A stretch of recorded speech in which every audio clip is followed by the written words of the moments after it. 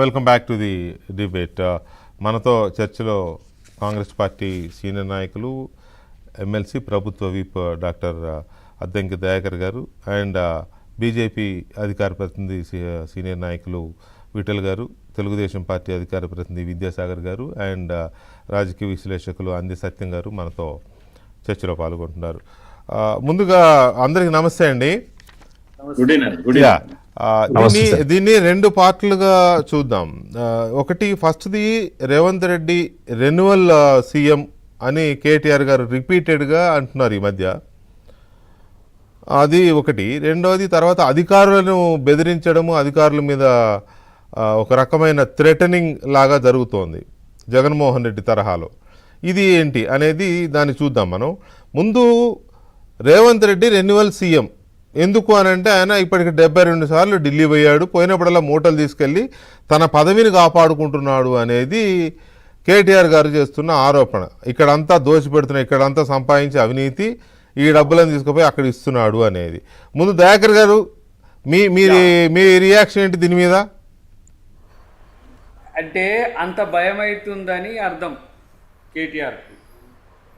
Renewal CM అంటే ఇంతకుముందు మీరు చెప్పిండ్రు, కొంచెం ఇంట్రోల్నే కొంత చెప్పిండ్రు. కాంగ్రెస్ పార్టీలో ముఖ్యమంత్రి కావడం అనేది ఎంత టిపికల్గా ఉంటుందో వాళ్ళ అయ్యకెరక. మనకు టీఆర్ఎస్ వాళ్ళు వచ్చిరా నాయన, బీఆర్ఎస్ వాళ్ళు రారు. సరే, ఎందుకంటే వస్తేనేమో వాళ్ళని అడ్రస్ చేసుకుంటా మాట్లాడితే బాగుంటుందని.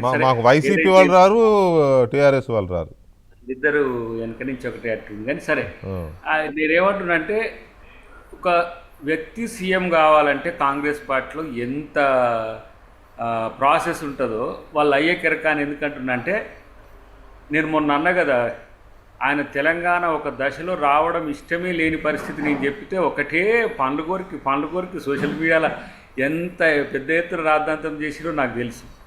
ఎందుకు ఆయన ముఖ్యమంత్రి అయ్యే విధంగా తెలంగాణ రావాలి, ఆయన కోరిక అది. అందుకే సరే, విఠల్ గారు కొన్ని చెప్పొచ్చు, చెప్పలేకపోవచ్చు, జేఏసీలో ఉన్నప్పుడు కొన్ని సీక్రెట్స్ బయట పెట్టలేం కదా. ఎందుకు కాదు కొన్ని సీక్రెట్స్ బయట పెట్టలేం కదా అని విఠల్ గారు అన్నాడంటే అదే దాని అర్థం, దాని అర్థం అయిపోయింది. ఇంకా ఎగ్జాంపుల్ ఏంటంటే, ఆయన చంద్రబాబు గారితో సంప్రదించిండు, ఆయన నో అన్నాడు. జగన్తో సంప్రదించిండు, ఆయన నో అన్నాడు. కాంగ్రెస్తో విలీనానికి నెల రోజులు ఢిల్లీలోనే కూర్చున్నాడు.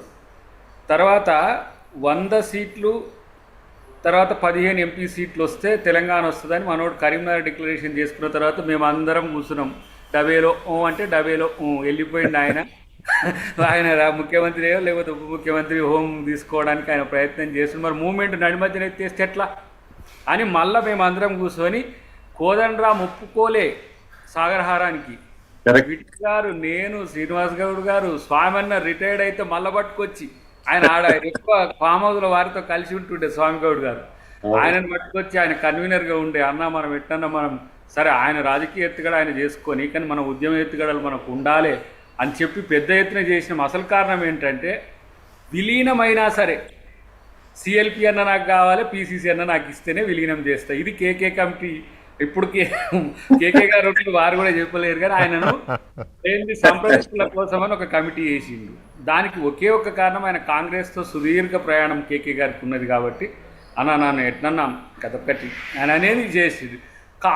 కాంగ్రెస్ పార్టీలో అన్ని జనరల్ సెక్రటరీ ఇన్ఛార్జీలే నిర్ణయాలు తీసుకుంటారు. ఇప్పుడు రేవంత్ రెడ్డి గారు జాయిన్ అయ్యేటప్పుడు కూడా, మీరు జాయిన్ అయిన తర్వాత మీ శ్రద్ధ మేము తీసుకుంటామని చెప్పారు. అంతేందుకు అద్దంకి దయాకర్ జాయిన్ అయ్యేటప్పుడు కూడా సోనియా గాంధీ గారికి ఇక్కడ పిలిపించేస్తే మీరు ఏమిచ్చినా ఇవ్వకపోయినా నేను జాయిన్ అవుతా అని చెప్పి జాయిన్ అయినా. అది విఠల్ గారికి ఇంకా బాగా తెలుసు, ఎందుకంటే నేను జాయిన్ కావడంలో విఠల్ గారికి చాలా క్రియాశీలక పాత్ర. అట్లా ఆయనకు ముఖ్యమంత్రి కాంగ్రెస్ చెయ్యదేమో అనే ఉద్దేశంతో ఇండిపెండెంట్గా ఉండి గుబులతో పోయి ముఖ్యమంత్రి అయింది. అప్పుడు రాజ్నాథ్ సింగ్ ఎపిసోడ్ కూడా చెప్పాలి, ఎందుకంటే రాజ్నాథ్ సింగ్ నువ్వు కాంగ్రెస్తో విలీనం అవుతావంటే నేను తెలంగాణకి ఎందుకు మద్దతు చెప్పాలని డేర్గా అందరి ముందే అన్నాడు.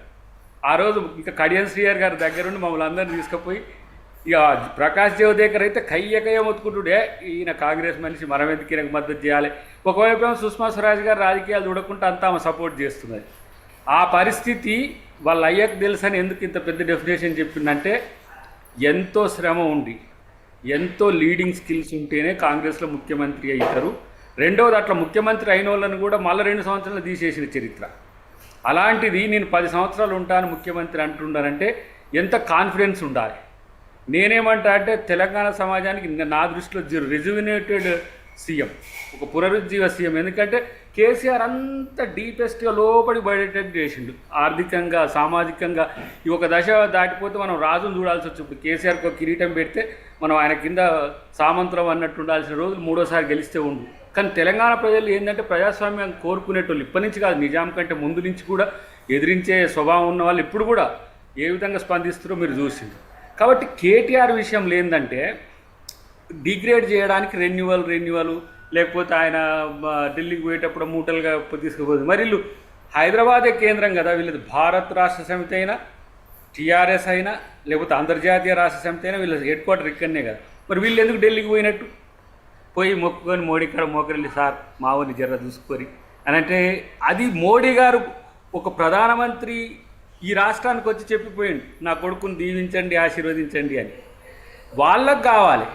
ఇలా రేవంత్ రెడ్డి గారు కాంగ్రెస్ ముఖ్యమంత్రుల్లోనే కాదు, మొత్తం 29 రాష్ట్రాల్లో ఉండే ముఖ్యమంత్రులు ఒక తనదైన శైలిని ఎంచుకొని ఈరోజు దేశవ్యాప్తంగా ఒక మంచి పేరు తెచ్చుకుంటున్నాడు. ఆయన అటు చంద్రబాబు గారితో మంచిగా సఖ్యతతో ఉంటున్నాడు, అటు మోడీ గారితో సఖ్యత ఉండి, ఇప్పుడు చంద్రబాబు గారితో మంచుకుంటున్నాం. ఆయన టీడీపీ పాత స్కూల్ కాబట్టి ఆయన వాళ్ళతో మంచుకుంటుంది అంటారు. ఇటు మోదీ గారితో మంచుకుంటేనేమో ఆయన పాత ఏబీవీపీ కాబట్టి మంచుకుంది అంటారు.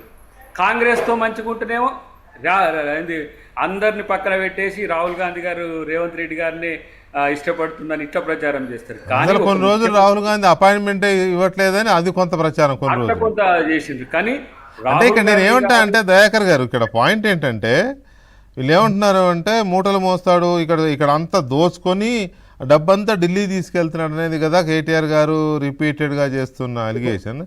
అంటే ఆ దోచుకోవడం అసలు వీళ్ళకేం తెలియదు, అవినీతి అంటే ఎట్లుంటుంది, లేకపోతే డబ్బు ఎట్లా సంపాదించాలా ప్రాజెక్టులలో, లేకపోతే ఇంకా ఇంకా ఇంకా చాలా రూపాయలు, వీళ్ళకేం తెలియదు అనుకోవాలా, వీళ్ళకి మూటలు వీళ్ళకు కట్టుకోలేదు అనుకోవాలా? నేను ఇక దాన్ని విమర్శిస్తే విమర్శ అంటారు కానీ విమర్శించాల్సిందే కదా. భూదాన భూములు, evacuee property, court of wards lands, assign lands, government lands, బంజరు భూములు, ఇట్లా రకరకాల భూముల మీద వాళ్ళకు బినామీల కాడ ఉన్నదంతా కూడా తెలుసు. నేను ఇంకా కొన్ని కామెంట్స్ చేయగలను కానీ అవి ఆధారాలు లేకుండా ఆరోపణలు చేస్తే మన క్రెడిబిలిటీ కూడా తగ్గుతుంది. కాబట్టి వాళ్ళు ఈరోజు ఒక రోజుకు 30 లక్షలు పెట్టి కేటీఆర్ అనేటోడు ప్రతి దగ్గర మీటింగ్ పెడుతుండు. ఒక ఎమ్మెల్యే, ఒక మాజీ మంత్రి ఎక్కడి నుంచి వచ్చినాయి వాళ్ళకి?